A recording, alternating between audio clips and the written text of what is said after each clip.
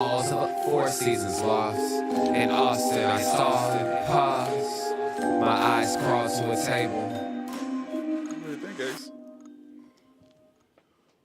Paralyzed by pairwise dice, then attend to this heaven slice of an angel wrapped in skin. Roll dice and woes of life. Love deprived, look at her vibe. What's the meaning of life? One subjective paradise. Crystal chandeliers, moments reflected. Often mirrors appear clear, grinning from ear to ear. Craving and rating the grain, rekindle the flame. Closer she draws near. Stay there, remove your underwear, shove it somewhere over there. In paradise, we know our purpose.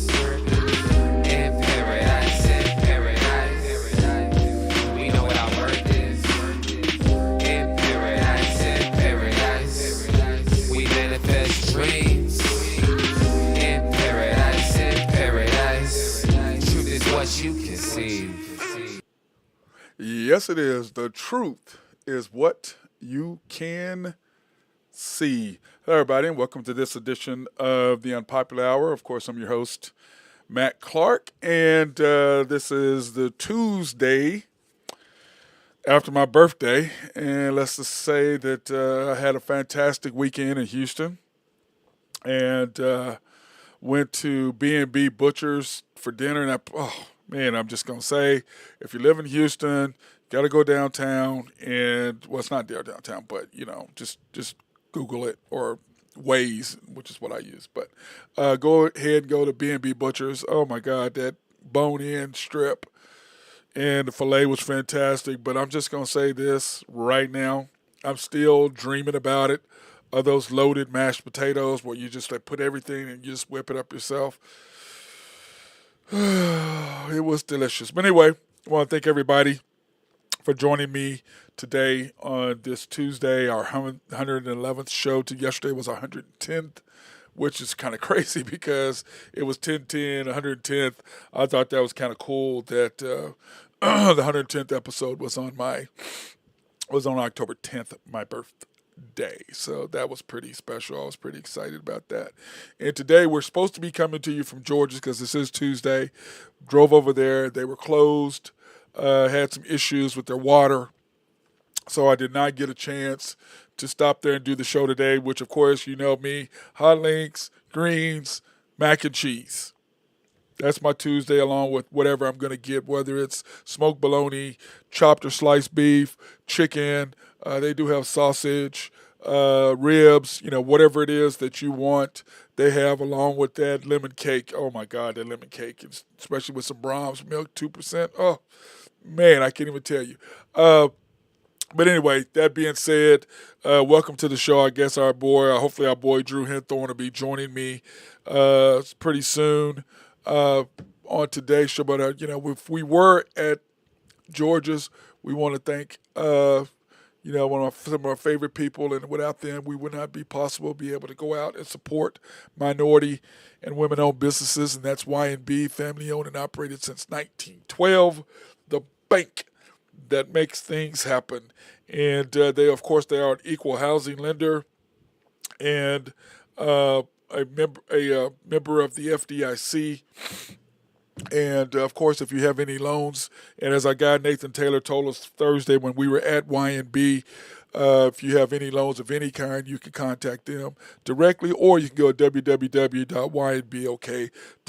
and pre-qualify, which I suggest just go ahead and do all your paperwork online, get it all out of the way, and then you can walk in and, make sure everything is fine, and they'll probably just sign you right on up, sign your name, and move on. So we want to thank them for supporting women, minority, and black-owned businesses in the Oklahoma City area, allowing us to go out and do remote live streams at the different locations. So we appreciate Y&B and their support of us. Now, I was kind of hoping for Drew to be here, but the women's national team, like I said, is playing right now. It is still 0-0. Of course, they're playing Spain in another international friendly event at El Sadar Stadium in Pamplona, Spain, which is interesting because we're the home team. And how are we the home team if you're playing in Spain?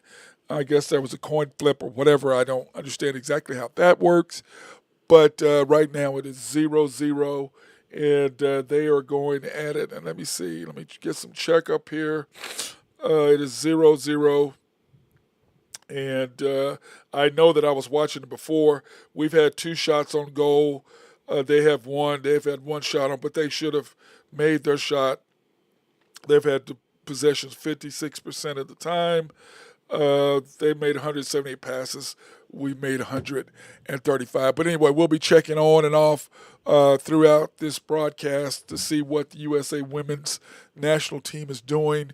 We want to support anything USA, of course, on this show. And you can see behind me, I was a member of the first Junior World, which is now the Under-19 World Championships. That reminds me, my gold medal is not here. I need to go get it at Michael's and pick it up because they've got it framed for me. I just need to, remember to go by and pick it up. How the hell do you not remember to go get your gold medal that's framed? You would think that I would be more on point than that. But anyway, last night, most of you all watched the Monday Night Football game. I did. And there were some issues, and we're going to talk about this. This is pretty much going to dominate, I think, our show. Not necessarily dominate it, but it's just a continuation of what happened this past weekend. And Drew and I talked about it yesterday on the show about sacks and stuff like that. But last night, the Raiders and the Chiefs played last night, and the box score last night, you can see right there, Raiders lost 29-30, and it was a great game. I mean, the Raiders got off to a great start. We're up 14-0. Should have been 14-0. Chris Jones makes a strip sack, and the referee. Anyway, we'll talk about it later on NFL News. But makes a strip sack. Does come down, but you can see that his one hand is trying to protect because he's got the ball in the other hand, and it's almost like he's trying not to be touched because he knows he has the ball. And I just don't understand the referee, and we'll talk about him giving his explanation and trying to back his story, which, excuse me, is a bunch of bullshit because there's no way that you could defend when he stole the ball from the quarterback. And he had it in his hand before he did that. Now, the referee can say what he wants to about being in the grass and all that. Well, it's irrelevant because he no longer had the ball. Chris Jones had the ball when he came on down on top of him. So how can it be roughing the passer if the quarterback does not have the ball, regardless of whether he's in the pocket or not in the pocket? We'll talk about that here in a little bit.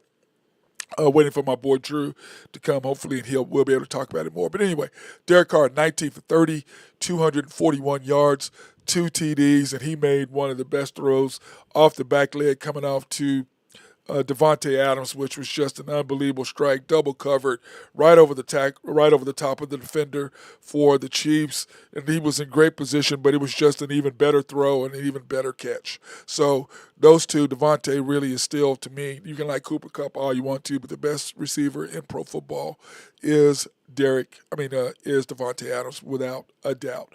And I do like Cooper Kupp, but I'm just saying I would rather have a bunch of different guys other than you. And the reason why he is shining is because of the system he's in, and they throw it to him so many damn times. Yes, he's going to get yards and catches simply because they throw it. What did they throw it to him? Targeting 40-something times, 30 times the other day. Just something stupid that he got targeted. So it's stupid. But he is a very good wide receiver, but I'm not going to put him ahead of Devontae, nor Jefferson, nor Chase, nor Tyreek. Sorry, I'm just not going to do it.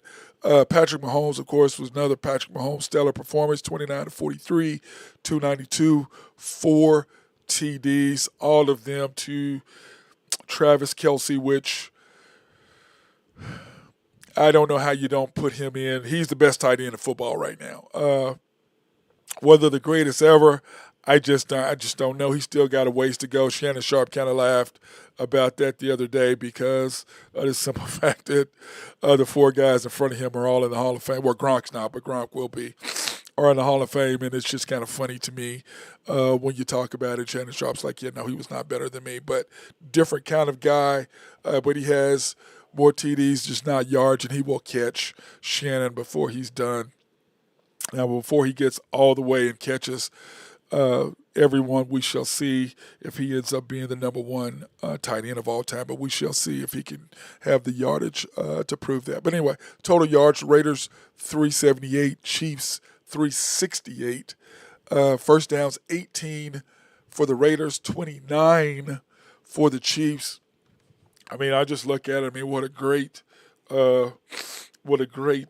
game that it was, and you can see how close the game was. First downs, as I talked about, 18 to 29.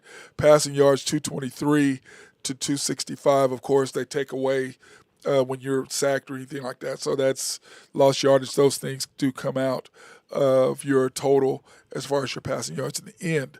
Rushing yards, 155 for the Raiders, 103 for the Chiefs. Time of possession, 28:53 versus the Chiefs, 31:07. 0 turnovers on both teams. And you can see time of possession, and that's what the Chiefs are doing. Without Tyreek, they're not as, let's say, they're not as explosive, let's say, over the top, but they still possess the ball. They're still scoring in the red zone. They're still getting first downs. They're still doing all this stuff without Tyreek. And I think what they've done is they're just doing it by committee. But once he gets on page with the receivers, and you can see that he is, except for McCole. I just think he's just so used to throwing at Tyreek. And McCole does not run the routes that Patrick Mahomes expects him to. They're just not on the same page as far as the long home run ball. But the 20 to 30 yard pass, but the 50, 60 yard passes, he and McCole are just not on the same page. And you can see it, that Mahomes is either too far in, too far out. He's overthrown him a couple times. And those are things that you never saw Mahomes and Tyreek do. And I think that's just simply because McCole is not fast as Tyreek, and he doesn't run as good a routes as Tyreek. And on top of that, he is a little banged up. So all those things do come into effect and do play when you think about the game and the series in a totality as far as the whole game is concerned. But what a great game it was, except for penalty. It's like you sling Patrick Mahomes down. There's no flag. I mean, you call the Chris Jones deal, but then you don't call the Patrick Mahomes thing. But this is funny. The Chiefs fans were on the officials. I mean, absolutely on the officials. But what everybody forgets, I don't know if you forgot, if you watched the game, you did. But the Chiefs were up 24-23. They go for the field goal. He misses. But the Raiders are called for defensive holding, which you can see clearly. Number 51 grabbed the end for the Chiefs and pulled him forward so the guy could slide through. I'm like, do you do that a lot? I'd like to go back and see how many times they do that. But clearly, he grabbed him and pulled him.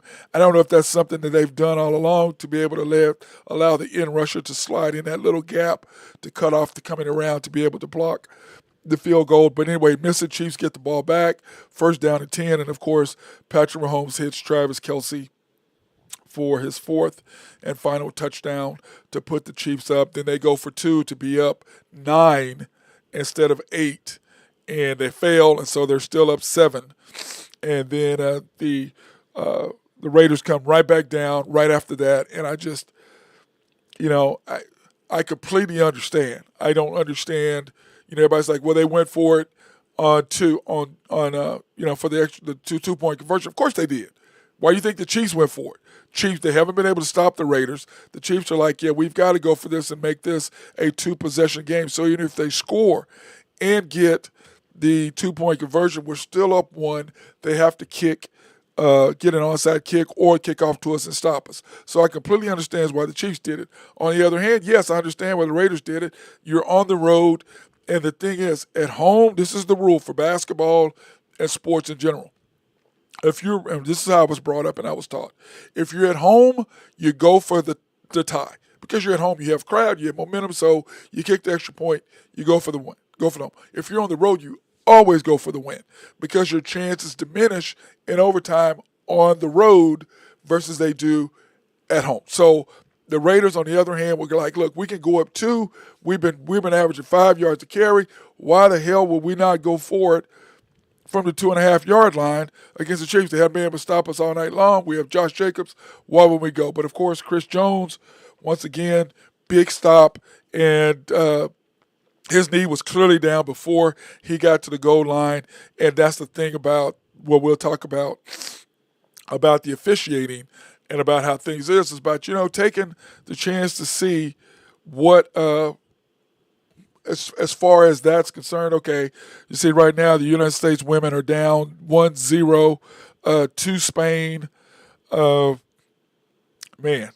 would switch it over, but I'm too busy talking to you guys. But anyways, 1-0 Spain. The United States women team is down the defending World Cup champion. So we'll see what happens in that. But now getting to NFL news, this is kind of what we're talking about. Well, this is another thing that happened. The Kansas City Police Department is investigating Devontae Adams for assault of a photographer. And I don't know if you watched the game at the end. Devontae was really pissed because fourth down, they ran into each other, and that would have been a touchdown. Clearly, Devontae Adams was going to be behind the defense, and they ran. And I just don't know. Two of his best receivers ran into each other. I don't know what happened on the play, but clearly Devontae Adams would have broken free, and the Chiefs would have given up a touchdown for the Raiders to go ahead. But once again, the Raiders, last year they were 7-2 in close games, and this year they can't seem to get it done. They should have beat the Bengals. They didn't get it done. They should have beat the Chiefs. They didn't get it done. If they do both of those games, instead of them being 1-4, they would be 3-2. But instead they are 1-4, and it is what it is. But the Raiders got to do what they need to do to get the job done. But I completely agree with every call that the McDaniel made last night, and I'm rethinking my thought whether he and Nathaniel Hackett were bad hires for them. And I think the Raiders, they're really close. And they're a scary team to me, and I thought they were going to be very scary. But that being said, Devontae Adams pissed off, walks off, and the initial from the overhead camera at the end of the game looked like he just pushes this guy out of the way and just keeps right on walking. And so this guy, of course, immediately runs and files a police report, goes to the hospital, all this BS, blah, blah, blah, so that you can do what? And I'm sure every attorney that filing, those, I don't know if you want to call them ambulance chaser, because I'm not going to do that, because I have friends who do that. Who do car injuries, because one of my good friends took care of me. I was blindsided. I was in the passenger side and got hit in the side by, when I was in Dallas with my guy Skip Masters a few years back, and my guy John Milo took care of me. So I'm not going to say that all these guys are ambulance chasers, but that's what they do call them. But I promise you, he called somebody, and they're like, oh, yeah, first thing you do is go to the hospital. Then we're going to file a police report. Then today, you see the second angle, and you can see Devontae is walking with his head down.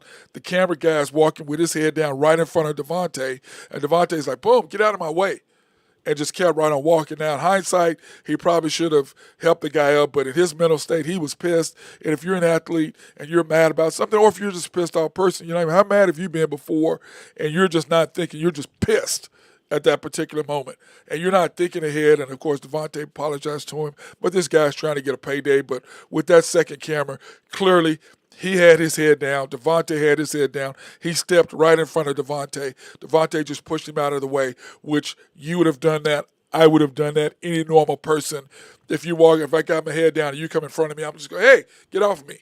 Get away from me. So, and especially in light of what has happened with fans and stuff like that in the past with players. Yeah, you remember what happened to Kyler Murray, a fan throwing something at him. So, players tend to be a little bit more cautious about people running into them or getting near when they're leaving the game. So, yeah, I don't see anything really happening for that. And, but that guy's strictly, trying to do a payday for himself, which is just ridiculous. Now, getting back to what we were talking about earlier about NFL is going to discuss roughing the passer penalties. We saw with Tom Brady. Now, this is all about Tua. Okay, this is about him. Now, when he was thrown down, the back of his head hit the ground clearly against Buffalo. He was knocked out. Okay, clearly that happened. and then he come back the next day, and so the NFL is reacting to that happening. But this right here, what we've seen the last couple of games, is just pathetic. I mean, Tom Brady, I'm sorry, he tackled him, and then Tom Brady tried to kick him. He tried to kick him. So you gonna let that go? Brady tries to kick him. You gonna let that go? And the guy clearly pulled him down, just a good straight up tackle, bounces up. Nothing hard about it. Referee throws a flag. But, of course, it is Tom Brady. And every time he gets touched, there is a foul of some sort, which is pathetic and absolutely ridiculous. That's why I cannot give him the greatest of all time, because they protect. It's just ridiculous, from the tuck rule on and on and on. That was a fumble. You took the ball, you tucked it to try to run, you were hit while you were tucking the ball. What the hell is the tuck rule, and what does that mean? But anyway, they use it to help him get ahead, and anyway, I'm not going to get onto that. But they're going to discuss the roughing the passer. To me, it's really, really simple. It's not rocket science here. It's really, really simple. What do you do for that? I mean, how do you change it up? Any of us who saw the game last night, Chris Jones stole, as he hit him from behind before he even had went down. Chris Jones was taking the ball away from him. Forward momentum comes down. Chris Jones sticks his left hand out there. Now, from the referee's point of view, he couldn't see the ball out, coming out. But the referee defended his call, and what he said was the fumble recovery didn't matter because it was in the pocket. And I'm like, what are you talking about? He stole the ball before he even went down. So how are you protecting the quarterback in the pocket based on the rules if the ball was taken before he was even remotely on his way? He was on his way down. He wasn't even down. He didn't even not have the ball anymore. So how can you defend what you're saying at that particular point? And Chris Jones is 40 pounds, 50 pounds? More like probably 60. He was right when he first said it. But, I mean, how do you stop your forward momentum? Now, it was different when Aaron Rodgers did, because he picked him up and he slammed him and drove him in. To me, yeah, okay, that's a roughing the passer. But this crap right here, that's not roughing the passer. That was a steal. So, to me, yes, why don't we just review it? Or, maybe do a deal where there's just simply, the coach can, have a challenge of it or something. I mean, right now he can't challenge that, but let's say he gets a chance to include that for a coach to challenge it. Because if you challenge it, as in Gene Salvatore, whatever his name, Salvatore, was talking about, Steratore, whatever the guy they have on ESPN as their analysts and officials, he said, no, once the ball leaves his hands, the quarterback is no longer a quarterback at that point. How can you be a quarterback if you do not have the ball? And then Chris Jones clearly was trying to not purposely, which is what that rule is for, that he purposely tried to intently put him in the ground. That was not the case at all. Neither was that with Tom Brady. Then at the end, Patrick Mahomes gets slung to the ground right in front of the official, and no call. No call at all.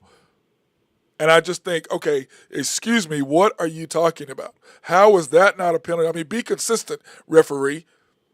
He was in the pocket and he slung him almost to you 3 or 4 yards right at your feet. And you had your hand in the pocket to throw the flag, and you kept your hand in there.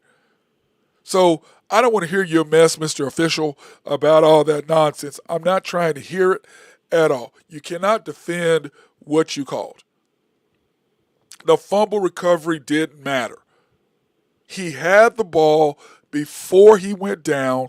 The quarterback no longer, Derek Carr did not have the ball in his hands. So how do you say that it didn't matter? You're trying to say that he slammed him to the ground, which caused the fumble. That's what you're saying. But before, if this is why reviewable would have worked, Chris Jones had the ball. Then they went down. You could see that he wasn't intentionally trying to put his body on him at all, which is part of the rule, slamming him and then, putting your full body weight. He did not do that either. So even if he didn't have the ball, he did not try to pull his full weight on top of Derek Carr. Instead of the Chiefs having the ball with 35 or 40 yards to go for a touchdown, to be down or to tie the score, actually, what was it, 14-7 at that time. Then, of course, it's 17-7. The Chiefs get a field goal late. But at that point, it could have been 14-14. But instead, the Chiefs are going to be down 17-7. Oh, excuse me. Would have been 17-0. So instead of it being 14-0, it would have been 14-7. But instead, they get the field goal 17-0, and the Chiefs, of course, come back and score 10 unanswered in that deal. So I look at what the Chiefs did. I think the Chiefs got screwed there royally, without question. And my thing is this simply for the officials is like, or for the NFL. I understand what you're trying to do with the quarterbacks. I completely get it. But at some point, it's football. You have to let guys play football at some point. Wide receivers cannot get hit over the middle. You can't do this. They're taking away everything now. You can't tackle the quarterback. You might as well next just put a flag and go, okay, let's pull the flag. Then if you do that, Eli Manning would have been down, and then he would have never thrown one of the most miraculous passes in NFL history in the Super Bowl. So what do you do? How do you – I mean, come on, guys. I mean, you got to protect the quarterback, but what Tua happened to Tua and throwing it back like that, to me, that's still just a football play. That was an accidental deal. He hit his head. I love the fact that you are taking more precautions about players because I've been knocked out. Now, back in the day, what they do is they crack that little ammonia, stick it under your nose, give you the 2 fingers, 3 fingers, however many, and you can say whatever the hell you want, but you're out. You know, I got knocked out against Kansas. I don't remember the game. I don't remember the day. Have no memory of the game whatsoever. Don't remember the whole day at all. So concussions do matter, and being knocked out does matter. But as a player, I kept playing because I lied to the coach. Knee was hurting. It's like, oh, my knee is hurting. Kept playing. Don't remember it. But clearly I lied to him because that's what we do. We want to play. We're athletes. We want to play. That's how it is. Let's play some bills today. Let's talk about this. We want to thank Collaborative Logic. And if you have any IT needs, they are the people to talk to. If you need, and I talked to Russell, and he said, hey, we do where we streamline your office. They can write software for you to help you, your emails, your texts and stuff, your office flow of information better. They can write software specifically for your particular business to set you up. If you're going to go into business, talk to them. They can do that. Plus, they can set up your equipment. They can come in and they can do everything remotely, like which I love about the things that they do for me. They come in remotely and take care of it. And I really love the fact that they do that. And, of course, Mark Long over at SRB, they are the people who are behind the scenes. They love it as far as if you have any engineering, surveying, or planning. If you're building a building or doing a complex of any kind, they can come in. Or if you're a city or state, they can come in and set up and make sure everything is run smoothly so you would not know what's happening. No one behind the scenes would know all the work that made everything look so great and run so smoothly. And then, of course, if you're going to do all that, you do need your dirt and your rocks and stuff moved. And our guy, Jose Fierro, and Oak Grove Trucking is the perfect guy for that with his 2 dump trucks. Needs to add that another one, brother. I told you dump doesn't sound as good as dump trucks. We need to get that done. Then our guys, Greg and Max Nafy. And by the way, happy birthday, late birthday, Max. His birthday was the other day, the 8th. Mine is the 10th. Want to say happy birthday to my nephew, Max Nafy. Great jobs, young man. So proud of that man and everything that he has and that he has accomplished in his life. Plus, we can always say, go Pokes. Of course, YNB, family owned and operated since 1912. The bank that makes things happen. They are an equal housing lender, member of the FDIC. If you have any loans that you might need, commercial boats, cars, motorcycles, houses, commercial buildings, or if you're doing commercial properties or building a complex, they are the people that you need to see. Of course, you can make things a little smoother by pre-qualifying online at www.ynbok.com. That's www.ynbok.com. You can do that. And, of course, If you've missed any of our shows or you wanted to see some, you can go back at MC Sports Network. That's www.mcsportsnetwork.com. And you can click on that. You can go in and you can click on the Unpopular Hour, the Unpopular Hour Women Only Wednesday, which we're going to bring back once we can find a female host. And then, of course, After the Storm, which we're excited about, it's getting ready to start. The Thunder season starts a week from tomorrow. And After the Storm, you'll be able to go to that. Or, to me, go to YouTube, hit subscribe, like, and the notification button. And that way, anytime, if you're not on Facebook, the notification buttons, no matter where you are, you'll be able to click on that. And you'll be able to watch the show live. And we're also going to have call-ins, which is going to be great for After the Storm, which is after our Thunder games. And that is After the Storm. You can search YouTube, After the Storm, OKC Thunder, and you'll be able to do that. Plus, we're going to, like I said, we're going to be able to call in. You're going to be able to ask questions, any stuff like that. It's going to be fantastic. So I'm really, really looking forward to that. And then on the Unpopular Hour, the things we're going to be doing about that in the upcoming future is we're going to be going and talking to coaches. And I think we're going to try to do it every Monday. I think it's when we're going to try to do it. What we're going to do is go into and have high school coaches, college coaches call in and talk to us remotely. But we're going to start moving our show up to 1 o'clock instead of 2 o'clock, because what we found is 1 o'clock is a lot easier. Between 1 and 2 is a lot easier for these guys to call in and talk to us versus 2 to 3 when they're about to do their practices. So that's also upcoming for the Unpopular Hour, and we're very, very excited about that particular part of us growing as a show. And then eventually everything will be clicked over to YouTube, and we want to do a YouTube live stuff, and we'll be able to go to different locations, and we're going to be live there. And one of the things we're thinking about is for the high school segment of our 1 o'clock show is that we will go to high schools, and then we will set up at the high school, and the high school coach can come in. You can have the basketball team, whatever, and we're going to set that up where the coach can come in and talk. So we're working on different scenarios, whether we just want them calling in or whether we're going to go to the locations. But, we can only go to so many high schools and figure that out. But we'll get all that worked out in the future. But anyway, I'm excited about the upcoming stuff.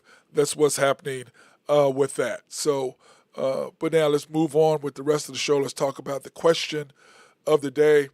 How do you feel about the 2-point conversion attempts and going for it on 4th down? How do you feel about 2-point conversions and about going for it on 4th down? Now, my thing is really simple on how I look at it. I think that it depends on who you're playing. It depends on what the situation is for me. Because the way that I look at it is, if last night, like I said, when the Chiefs were playing, yes, I completely see going for it. In the Bills and Ravens game, you've got Justin Tucker back there. Why would you not? Why did you go for it in that particular situation? But I think that he felt like that Harbaugh felt like maybe we should go for it. And let's face it, great call, wide open. Lamar just didn't finish. Lamar just didn't execute because it was a great play call. He was wide open. Poyer was completely fooled. He was 8 yards away from the guy. By the time Lamar looked up and saw it, it was too late. Poyer the safety for the Bills, made a great play coming back and intercepted the ball in the end zone. And, of course, the Bills didn't drive down the field and kick the field goal to win. So in that particular case, what happens, I think Harbaugh would really, I'm at home, let's go ahead and go up 7, make them drive and get 7 and not 3 to tie us. I think that's kind of what he was looking at, thinking, I don't think they can score 7 points on us. 3, yeah, I think they can get 3 on us because they don't have to drive as far. But 7 points, maybe that's why he did it. Then, of course, this past week, he comes back and he kicks the field goal to go up in that same situation. Well, not the same, because you're playing against Joe Burrow versus Josh Allen. So I don't know if they had been able to stop the Bengals versus not being able to stop the Bills. So maybe that had a lot to do with his decision. But I think it depends on who you're playing on the other side. That's what I think that ultimately it comes down to. And then going forward on 4th down, hell yeah, it depends on who you're playing against. Because in the Chargers game and the Browns, you're at midfield, you're up, and a yard and a half, yes, you do have one of the best quarterbacks in the NFL, no question. But it's Jacoby Brissett. Now, I could see if you're going against Patrick Mahomes, if you're going against Josh Allen, if you're going against Tom Brady, if you're going against your own quarterback, or you're going against Joe Burrow, or you're going against Lamar. Those guys, 100%, I could understand why you're going for it. There's no doubt, no question in my mind why you would not go for it. No question. Okay? No question in my mind that I would go for it. I mean, it's just not even up for discussion. Not even up for discussion. Yes, I'm going for it because I know no matter where the hell I'm on the field, if I'm giving them the ball with no timeouts, they can at least drive down the field and do this. Jacoby Brissett with no timeouts, I'm not worried about Jacoby Brissett. I like Jacoby Brissett. He's a good quarterback, but he ain't not one of the guys I just named. So why would I worry about him driving the length of the field with no timeouts to tie the score to win? I'm sorry. So, Staley, you've been doing that last year. You did that. You cost the Chargers a chance to go to the playoffs. And once again, you're doing the same thing. And I don't know if it's the analytics because of these new offensive and defensive coordinator, younger coaches, and how they're in the analytics. And Sean Payton put it perfectly. Analytics is fine, but you got to look at who the hell is on the other side of the field. Who are you going to against? To me, that makes all the sense in the world. I'm going to go for a 2-point conversion last night because I got Patrick Mahomes across the field. Yes, I'm going for 2. Now, if I don't make it, yes, I'm going to be down 1, but my defense could probably get the ball back to stop them because they're going to be more conservative with the ball because they're all of a sudden up versus they're down. They're going to be a lot differently in the way they call, and they hadn't been able to stop us, and let's face it. They made a great play. Javante Adams did not catch the ball cleanly on the sidelines. And then, of course, they ran into each other on the end on fourth down. If Javante catches the ball cleanly, they're in field goal range basically to get and beat the Chiefs by 2. If they don't run into each other, he's got it wide open, and they're up by, what would they be up by? 6 at that point. So, yeah, well, I've got to do it. So I completely understand that. And like with Harbaugh, like I said, I understand his thought process behind what he did. But Staley, I don't know. Well, then you got your own your wide receiver calling you out on it, and the coach goes, "Yeah, we're tighter today," and blah blah blah. Yeah, they're tired of seeing you going for 4th down stuff. What are you doing? And like I said, certain quarterbacks on the other side, hell yeah, I'm going for it. Got to. Because I understand that these guys are going to possibly get it done. I do not want them to touch the football again. And you watch the Chargers and the Chiefs. They both were going for it on 4th down because the Chiefs knew you got Justin Herbert on the other side. Chargers knew got Patrick Mahomes on the other side. And Patrick Mahomes he is just absolutely ridiculous. 12-9 when behind by 10 points or more, 57%. Rating. The closest one to him is Tom Brady at 37. He's just ridiculous. But the thing about him is he just doesn't change. And I was talking to my guy, Adam Kim, and I'm sorry, Adam, I'm calling you out again. But we were talking about Aaron Rodgers. And I told Adam, I said, yeah, I understand you're a Green Bay Packer fan. I get all that. I go, but Aaron Rodgers, he's like, at the end of a game, I just don't trust him. If he gets behind, I don't trust him to bring my team back. If he's ahead, yes, I trust him with no pressure. You got the great running game, which you have now. You've got a great defense, a very good defense, what you've got, and a very good running game. Your wide receivers are still young and still developing, and I do believe you guys are still going to win your division. I believe you're going to go to the playoffs. I believe all of that. But at the same time, if you're behind, Aaron Rodgers does not come from behind. He just doesn't. If he gets down double digits, it's over. He just goes and tank like, oh, hell with this, let's move on to the next game. This is almost exactly how it looks like he thinks. Now, whether he does or not, I don't know the man well enough, but I'm just saying from outside looking in, that's what it looks like to me.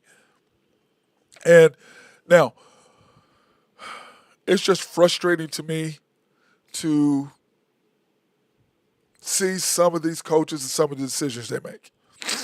Analytics is fine, but it's who is across the field from you. Josh Allen and Patrick Mahomes, I can promise you, these guys, fourth and short, these guys are going for it. Because they know they can't give it to the other guy. You know you can't give it to the other guy. You know what he's going to do. So, and like I said, I like Josh Allen and Patrick Mahomes. The difference between them is that Patrick Mahomes wins close games. Josh Allen wins blowouts.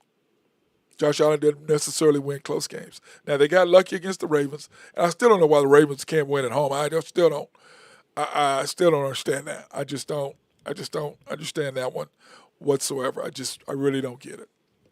I really don't get it.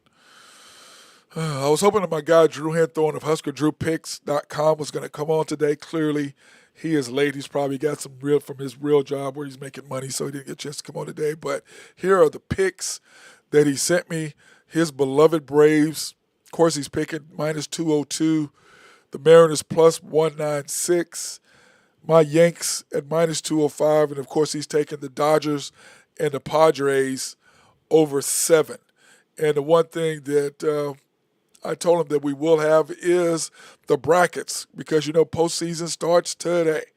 And you can see right now here are the matchups. And, this is an old one. I need to get the updated one. But you can see what the thing is and who's playing who. Of course, San Diego's playing the Dodgers.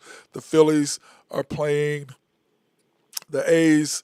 And then, of course, Houston and Blue Jays. So, I've got to update this bracket and get that done. I was in a hurry, and that's part of what it is when you're doing your graphics. I'm still getting used to getting everything, but what I've got to do is get everything done earlier. But I'm not a big time. It's just me. Don't have a producer. I'm doing everything myself. So I appreciate the fact that you guys are very tolerant of the little mistakes and stuff that I make. But once again, this is a live stream, not a podcast where you can go back and change it, then go back and edit and put together the stuff and make it look all pretty. This is not what it is. And that's one thing we will be doing. We will be picking a deal and taking this to the podcast where you guys can go on and listen to the show on podcast stuff elsewhere. So we are working on that, and I'm working on getting a sponsor for them to sponsor our podcast, and this will be their thing, and they will be our sponsors for our podcast and get us over there. So, but anyway, that's Drew's picks.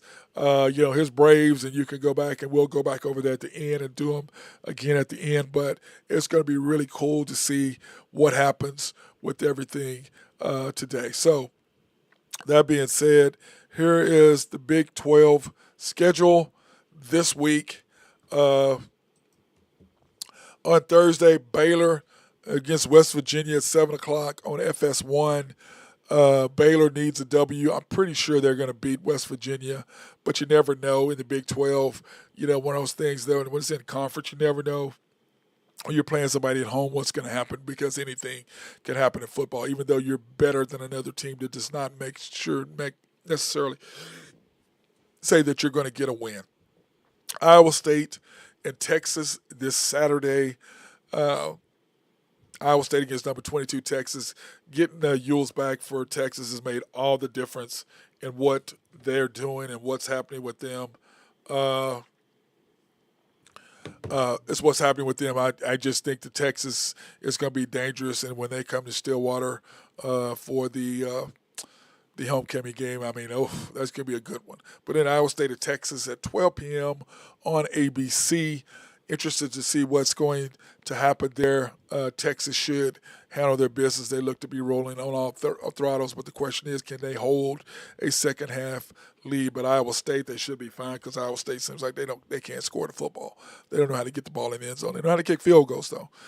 Kansas and OU, 12 p.m. in Norman. I will be watching that game. Kansas, they're a dangerous, dangerous team. And if OU does not learn how to tackle the quarterback, they are going to be in trouble. And the question is it going to be the backup for KU or is it going to be the starter? That's the question. What's got to happen with that? So we shall see. But Kansas against OU, I think that OU can come back. They will have Gabriel back. And I think them being embarrassed by Texas, if that doesn't give you anything to prop you up as a player, the fans are going to be crazed, and that's the thing about the OU fans. As a fan, you've got to be supportive of your team. If you come out and you start booing them, they're already down on themselves. If you don't come out and you start cheering them and helping them get better and cheering them, then they're going to go and feel even worse, and then they're going to get down on themselves because they're embarrassing, and then they're losing to you, and then your disappointment is going to make it 10 times worse, and Kansas could very easily pile on them. So OU fans, be supportive of your team. Give those guys, those kids, encouragement. Remember, they're young kids. Be encouraging to them and help them to get better and to have encouragement and to feel good about themselves. That's going to be very important. But that game ought to be very good. Kansas, number 19, ranked Kansas against OU, 12 p.m. on ESPN 2, the Deuce is what they call it. And then, of course, our Cowboys, 8th-ranked Cowboys versus number 13 TCU at 3:30 on ABC, the afternoon game. The Cowboys, of course, going to the Horned Frogs in Fort Worth. Man, what a game that's going to be for the Cowboys. TCU has just been, man, they're doing everything that they can do to win games. That was a great game, 38-31, and they beat Kansas last week in Lawrence. What a great game that was. And so TCU seems to be the real deal, and they got quite a bit of confidence after beating, of course, OU and then coming back and beating Kansas. So they're playing at home against the Cowboys. OSU should be pissed off the fact that they dropped, even though they won, they dropped in the rankings behind Tennessee. So we shall see what happens with that. I think that they should get this. Give them some motivation to go down there and win at TCU. And, of course, with our front seven probably being the best front seven in the Big 12, I look for the Cowboys to bounce back and to get that done. That's just kind of my thought process on that, because when you do look at the Big 12 standings thus far, K-State on top, Oklahoma State right there behind him, TCU right there behind him, Kansas right there. Then, of course, Texas, because we thought the winner of the OU-Texas Red River rivalry was going to be a big thing to boost whichever team, and it seemed like Texas, it boosted them. And now, of course, they're 4-2, and their losses to Alabama at home the first game of the year, which they should have won. And if Ewells had not gotten hurt, I believe they would have beat Alabama by not one, if not 2 touchdowns. I do believe that, because Alabama could not stop them whatsoever. So I do believe that Texas would win. And, of course, if Bijan Robinson doesn't fumble, Texas does not beat Texas Tech. And they would be 6-0 right now, or 5-1 at worst. But instead, 4-2, they are rolling. Baylor, like I said, this is a big game for them. They need this really bad to go 2-1, be a 4-2 in overall standing. So they've got to get this. And, of course, West Virginia has not won a Big 12 game yet. They will end up being 2-4 most likely. Iowa State could be 0-4, and OU could be 0-4, which that's just incredible, thinking that they've lost 4 straight games, going from 3-0 to losing the last 4, being 0-4. I just don't know if that's going to happen. But unlike a lot of people, you got to realize what Brent Venables has gone through. He got hired late. He brought in Gabriel as a stopgap. They do have the freshman that they're trying to redshirt, but Gabriel don't come back and play. Clearly, the other 2 guys aren't the guy. I mean, you cannot you got to give this guy a chance. You got to give it. I don't know if he doesn't understand the playbook yet, if it's too whatever, but just dumb it down for him. Give him a set number of plays, kind of like what they did with Caleb. Set number of plays. Say, let's get in. Let's do something. And each week, add more and more to the playbook. Because remember, you have him for 4 games before you have to rest. So he's got him for 3 more games that he can do. So let's say, if push comes to shove, Gabriel's not ready, put the kid in and see what happens, because you cannot afford to go down 0-4 and 3-4. And like I said, we talked about this yesterday. I do believe that OU can win 3 more games. It's going to be a tough road for them to hold to get there. But like I said, when we went through it with Drew, and Drew Henthorne of HuskerDrewPicks.com, I went through it with him yesterday. I do see 3 wins for OU to get them bowl eligible at 6 wins. But that's going to be a tough road. But can they get it done? Yes. Will they get it done? I haven't a clue on what's going to happen with that. So that being said, of course, this is NFL games this week, and we've talked a lot about the NFL. We have not talked about the NFL schedule this week, though. We did talk about the NFL scores, but NFL schedule this upcoming week. On Thursday night, Drew and I were talking about how Prime Video has all these great games. And I told him, I said, they started out with great games. But let's face it, who all is going to watch the Commanders and the Bears? How many people really are going to sit down and watch the Commanders versus the Bears? I don't know if that's going to be me. I just don't see that happening. I really don't, but we shall see. Of course, you got the Niners and the Falcons on Fox at 12 o'clock. That's going to be a good game. The Niners defense right now, woo, boy. They are absolutely lethal, and they're not even fully healthy yet. So when they get all their weapons back offensively and defensively, I think the Niners can be a factor in the playoffs. And, of course, I do have them picked to be in the playoffs this year in my early predictions. The Patriots versus the Browns. I think the Browns will get them. This is just my early deal, and we'll come back on Friday and really narrow it down. But I think, first of all, in that first game, I'm going to take the Bears. Second game, I'm going to take the Niners. Patriots and Browns. I'm going to take the Browns at home, even though Zeppy or whatever has been doing really, really well. I think, I don't know. I take that back. Bill Belichick and his defense against Jacoby Brissett and him understanding Jacoby. Jacoby used to be his quarterback. He knows his strengths and weaknesses. I'm going to take the Patriots in that game. Jets and Packers, man. Packers coming off a loss last week at home. Jets red hot right now. I think I'm going to probably take my early prediction. I think I'm going to go ahead and take the Packers in that slot right now. Just my early gut says that. That's who I'm going to go with. Jaguars and Colts. Man, the Colts are just a dumpster fire right now. Who knows which team you're going to get. They are playing at home, but I do like the Jaguars defense, and they are coming on as a group, so I'm going to probably take the Jaguars right now. That Vikings, Dolphins, I just don't think Teddy Bridgewater is the guy. I like the Vikings. I've liked the Vikings all year. Drew has not. I still like the Vikings, and I think I'm going to take them over the Dolphins. And the question is, Tyreek, how much are you missing the Chiefs now, my brother? But you did get your bag. If I got my bag, I got my chip, I got my ring, I'm okay. Or I got my $75 million. I'm close to my house. I'm living in my home state. I'm probably pretty okay. But losing, no athlete wants to do that. Bengals and the Saints. Saints at home. Man. Bengals playing great lately. Joe Burrow playing very, very good. The Saints, on the other hand, they've got something to prove. Jameis, I don't know which Jameis you're going to get. The Saints defense against the Bengals. Man, I'm going to probably take, right off the top of my head, I'm going to probably take the Bengals right now. We'll see when the line comes out and I look at it in further detail on Friday. I might possibly change my thought process on that. Ravens, Giants.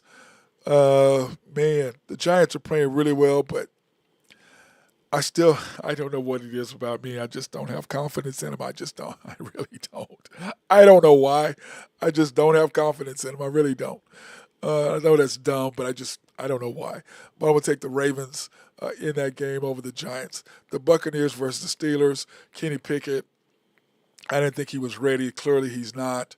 I'm going to take the Buccaneers and Tom Brady over the Steelers. And until the Steelers get J.J. Watt back, they're just really, really, really in trouble. But I think if anybody can get that ship right, it would be Mike Tomlin. But he may be staring at his first losing season of his career. Panthers and the Rams. I'm going to take the Rams. I think they're going to bounce back there at home. They're embarrassed from what happened with them last week. I think that they take the Panthers. Panthers are just a mess. Baker Mayfield in a boot with a high ankle sprain, new coach. I think they're just a dumpster fire. They're a mess. Cardinals and Seahawks, what a game this is going to be. I'm going to probably take the Cardinals over the Seahawks, even though Geno is playing really well and above his head, to be honest with you. I'm just going to have to say right now that I'm going to take the Cardinals. I think that Kyler's going to come back and he's going to get the W over the Seahawks. Bills and the Chiefs.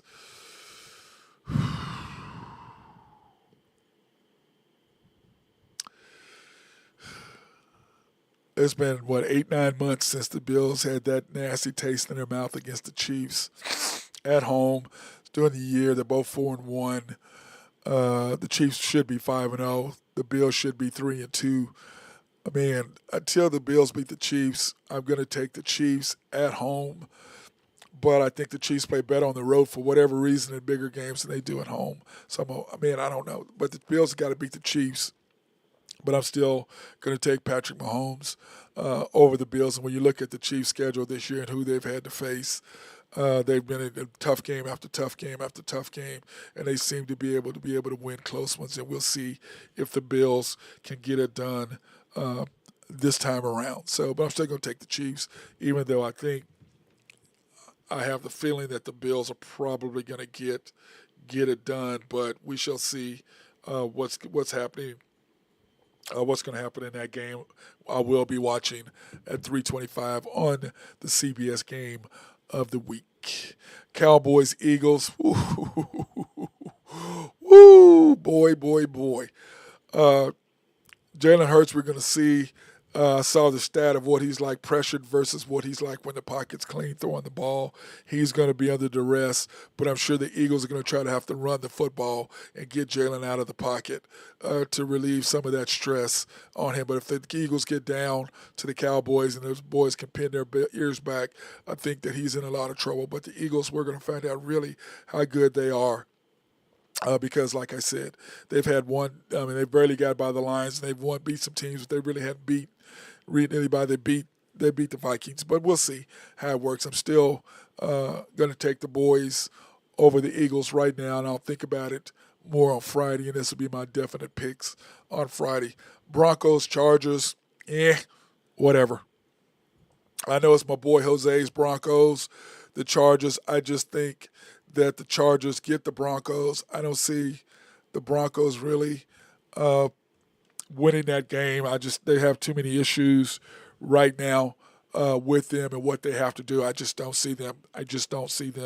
Beating the Chargers at the Chargers. I think the Chargers defense is just going to come and going to give the Broncos too much issues. And I think that Nathan Hackett and we don't know how hurt he is. So we'll see how hurt Russell Wilson truly is. He did have, like I said, the shot to his lat. So we'll see what's going to happen there. So to finish up the day, we're going to have some NBA news. Ben Gordon arrested again for allegedly hitting his 10-year-old son in the head with a closed fist. I'm a firm believer in discipline. I don't think you should tell people exactly how to raise their children. I think, kids need a belt. Sometimes they need to be their butt beat, and some people don't believe in it. That's just me. I beat my son's butt. If he screwed up, it is what it is, and I'm not ashamed of it. And I do it again. So that's just the way I look at it. I think kids need to get their butts spanked from time to time. It just helps. But in his case, they had a restraining order against him already. He resisted arrest. Two of the officers were hurt. And then, of course, he's arrested in 2017 in his apartment complex for freaking out and pulling all the fire alarms. Just crazy. And he beat up a man in an apartment. And this all stems for depression. Now, the question is, do you believe in depression? I think depression is real. I think people, some guys need that help. They're depressed. They need help with the depression. I think it's real. I think it's something that you should look at.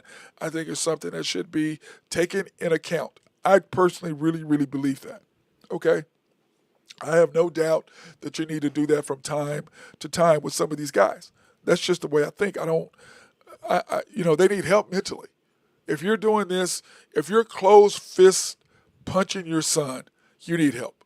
Spanking his butt is one thing. Hitting him with a closed fist and he's 10, that's a total different animal. But he's not here mentally, and he's been depressed. So if a person is depressed, What does that mean for me? That means you need help. That means that you need counseling. You need to see a psychiatrist. You need help. Those are mental issues. And I believe in that. I think that there's a lot of people out here who are in jail. And it's because if you'd have sent to counseling or if they'd have had some mental health stuff, it probably would have helped them. But this is the case, you're pulling firearms, alarms, you're beating up a dude in an apartment, now you're closed fists hitting your kid, and then you're resisting arrest and you're hurting two officers. Bro, you need some help. He doesn't need to go to jail. He needs to go get help. I mean, putting him in jail is not going to help. I mean, to me, it's like, the answer is put him in jail. Well, no, the answer is get him help. Our good guy, Byron Houston, fortunately, Eddie Sutton went, the rest in peace, a great late Eddie Sutton went and lobbied for our guy, for him to get, Byron Houston to get help for the issues that he had. Unfortunately, from my understanding, the judge was a University of Oklahoma judge, listened to Coach Sutton and gave him help. And Byron, great guy now, completely healthy, still seeing his stuff in a great position. Why? Because he went and got help. What would sitting in the jail have done? Absolutely nothing but mess him up more, get him more screwed up, send him with a bunch of guys who are jacked up and messed up anyway. Jail is not necessarily the answer. I understand it's what we do. Put them in jail, forget about it. Well, when they get out, you're going to have a problem because a lot of guys go in as a petty thief or whatever, or a drug user, and come out a criminal. Because that's what they learn because they're in jail with criminals. Put criminals in jail. Put people with mental health, get them help. That's what I feel about that. Get them some help. And then also in the GM survey, who made the biggest impact for, as far as adding to the roster? Donovan Mitchell, clearly 59% for the Cavaliers. I don't know how much Rudy Gobert is going to work with Karl Anthony Towns there at 31% at Minnesota. Jalen Brunson, he's going to be okay, but I don't think he's going to help the Knicks, even though they're looking good. They've got some other guys I think that are going to help them more. And then, of course, P.J. Tucker rounding it all off with the Philadelphia 76ers. I think that P.J. will bring some toughness to them, will help the Sixers grow and get that much better. I do believe that. Okay. I do believe that he will help them as far as their physicality. I think he will help with rebounding and help with some defense that Joel Embiid, and I do believe that Joel Embiid will probably come back and be the NBA MVP. That's just kind of my thing because, quite frankly, he should have won it last year. Okay, update. USA still losing 1-0 against Spain.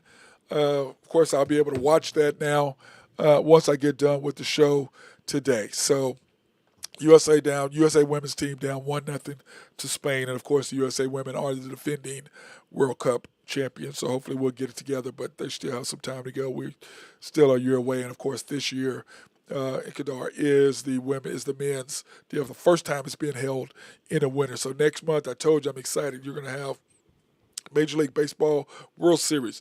The NBA is going to be in full swing. You're going to have football really coming down to, we're knowing who teams are and who teams aren't. And then, of course, you're going to have the World Cup. So I'm extremely excited about that. And like I said, we'll be full swing with my other show, After the Storm, OKC Thunder. You'll be able to catch it live here on Facebook or, go to YouTube, search for the After the Storm / OKC Thunder. It will pop up, and you can do it there. Then the same thing for the Unpopular Hour dash Matt Clark, and it will pop up. And please subscribe, hit the like button and notifications, and you'll get it no matter what. And those are for the people who aren't Facebook friends, and that's one of the things that we're doing right now to help people be able to understand how to get in touch with us and be able to watch the show. So that being said, hope everybody has a fantastic Tuesday. Stay out of trouble. Be smart.